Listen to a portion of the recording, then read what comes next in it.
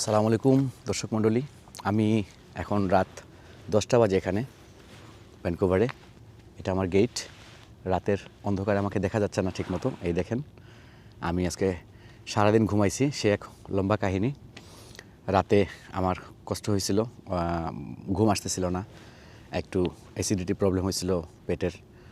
আর তো সকাল যখন হয়ে গেছিলো তখন আমি বাইরে গিয়ে ব্রেকফাস্ট করি, তারপর ঘুমাতে ঘুমাতে দুপুর 12টা হয়ে যায়। ভাবলাম বিকালে বের হব, আর আমার ঘুম ভাঙে রাত 9টায়। তো ভৌতিক একটা পরিবেশ আমার, এই দেখতে পারেন আমার ইয়েটা, একটু ক্যামেরা ঘুরে দেখাই। এই যে আমার ভিলা, আমি একা ছাড়া এখানে কেউ নাই। আমি উবার কল করছি, এখনই চলে আসবে আমার উবার। চলে আসলে আমি একটু ডাউনটাউনে যাব, গিয়ে আগে ডিনার করব, তারপর যতটুকু সম্ভব আজকের ডে 3 আপনাদের সাথে এক্সপ্লোর করব। যদিও রাতে আমি দিনে আর দেখাতে পারলাম না, অসুস্থ ছিলাম। তো এখন একটু ভালো লাগতেছে। দোয়া করবেন আমার জন্য। সম্ভবত আমার উবার এখনই চলে আসবে। চলে আসছে।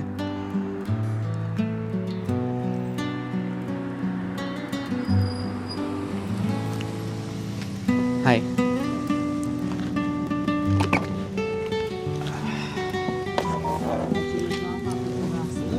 Hello, how are you? Good, thank you for asking. How are you?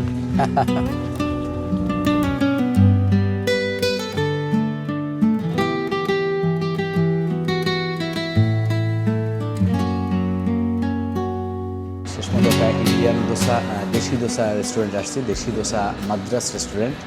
এটা নিলসন স্ট্রিটের কাছে। তো এই হলো দোসার অবস্থা। বিশাল বড় দোসা, আপনি সাইজ দেখেন, অনেক বড়। ভিতরে চিকেন আছে, এখানে চাটনি আছে। আমি এখন দোসাটা খাবো। আমি খুবই ক্ষুধার্ত, সারাদিন তো ঘুমাইছিলাম। দুপুর 12টার পরে আমি ব্রেকফাস্ট করে আসছি বাইরে থেকে, মানে হেঁটে হেঁটে গিয়ে, এটা স্ট্রিট ফুড থেকে আর কি, ওখানে পাইছিলাম। তাও 1.5 কিলোমিটার দূরে আর কি। হালকা বার্গার টার্গার খেয়ে আমি এসে 12টার পরে ওই বাংলাদেশে যারা ঘুমায় আর কি রাতে, আমার আত্মীয় স্বজন, আমার ওয়াইফ, তাদের সাথে কথা বলে 12টার পরে গিয়ে আমি একটু ঘুম লাগে, ঘুমাই। তো সারা রাত এমনিতে সজাগ ছিলাম। তো ওইখানে আমার প্রায় একটানা 9 ঘন্টা আমি ঘুমাই, রাত 9টায় উঠি। যার কারণে আমার আজকে দিনের ভিডিও করা হলো না, আমার কোনো জায়গায় যাওয়া হলো না, এক্সপ্লোর করা হলো না। এখন আমি দোসা খাবো, খুবই ক্ষুধার্ত, পরে কথা হবে। এটা একটা ড্রিঙ্ক দেখেন, জিঞ্জার এলে। এটা মানে জিঞ্জারের আদার একটা সফট ড্রিঙ্ক মিষ্টির সাথে। তো দেখি কেমন লাগে।